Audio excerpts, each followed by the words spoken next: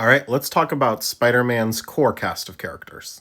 So Aunt May is like the most consistent recurring character in all interpretations of Spider-Man. I don't think I really have to go into it here. She raised him.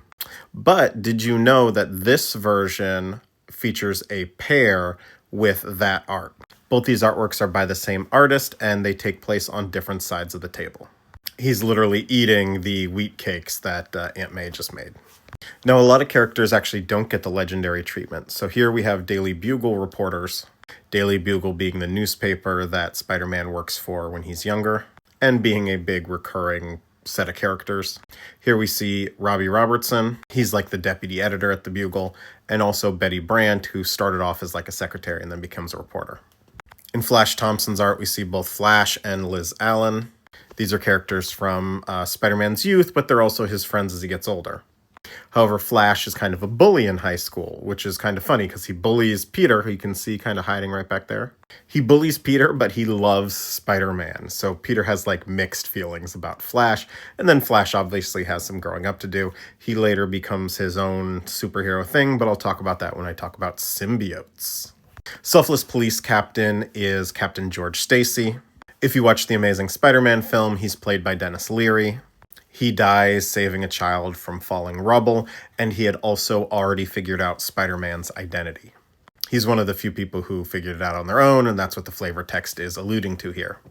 If you watch Across the Spider-Verse, his death is sort of the inspiration for the whole canon event of the police captain dying. Silver Sable is royalty from Symkaria. She has a mercenary organization called the Wild Pack. That's these ones here. She's very efficient. She is usually an ally of Spider-Man, but because she's a mercenary, she's occasionally an antagonist.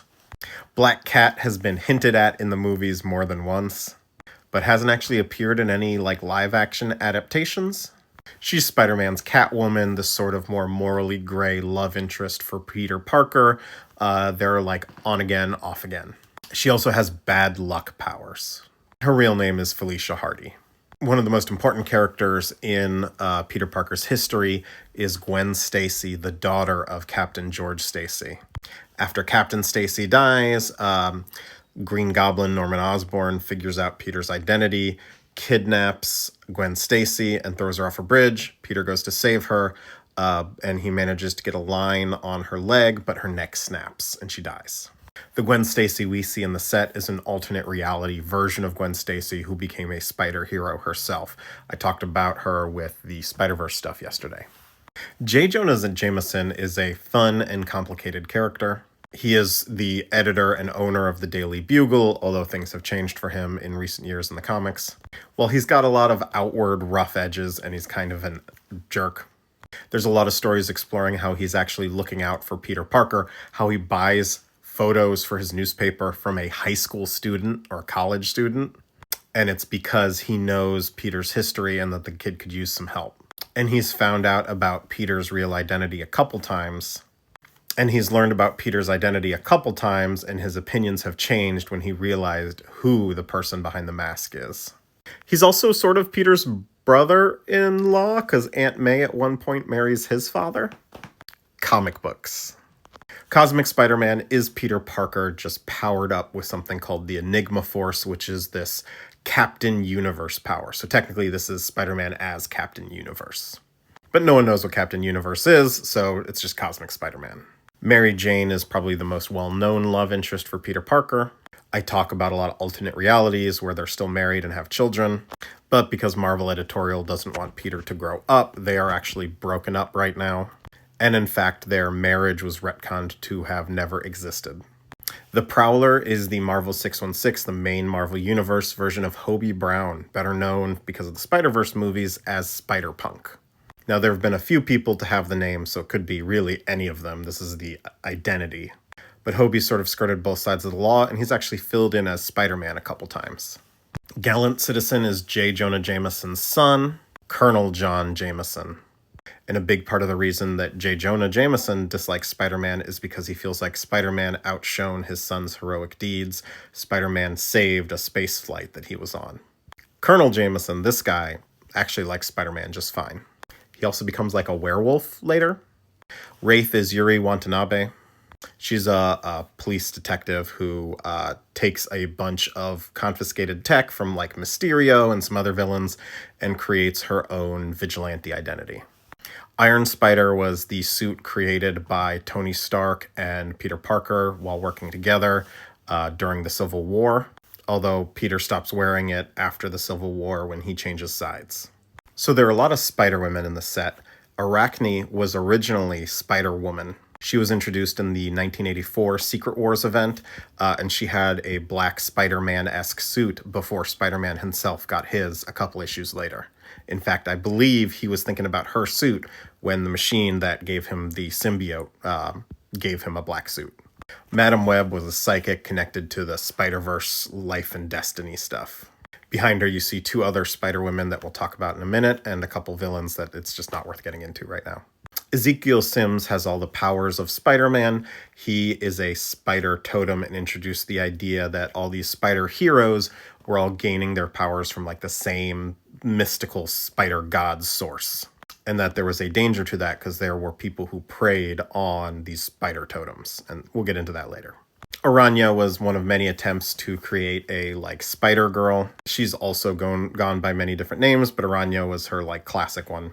She gets involved in like the corporation that Ezekiel Sims started and gets powers as like a spider totem. She doesn't use like web shooters. She has this sort of like grappling hook thing that she uses. Basically, she was one of many attempts at creating a new, younger Spider-Man-esque character before Miles Morales finally caught on. The Clone Saga. So years before the Clone Saga, Professor Miles Warren creates clones of Spider-Man and Gwen Stacy, who was his student in the college he teaches at. And he was in love with her and was very upset when she died and blamed Spider-Man. He created a Spider-Man clone to replace him. Spider-Man beats the clone, throws it into a smokestack. Everyone thinks the clone is dead. But it turns out Miles Warren, the Jackal, was just playing a long game, and the clone actually didn't die. The clone ends up taking the name Ben Reilly, and he fills in as Spider-Man for a while. And in fact, for a long time, believes himself to be the original Peter Parker, and that the other Peter Parker the comics had been following for years was actually the clone.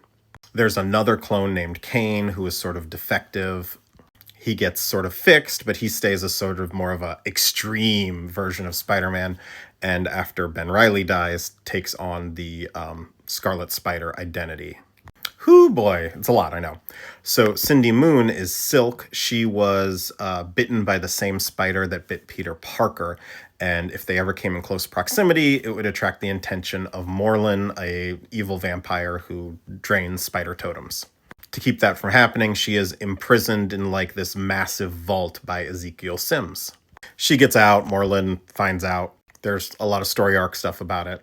She and Peter are a thing for a little while because of their connection. They're irresistibly attracted to one another.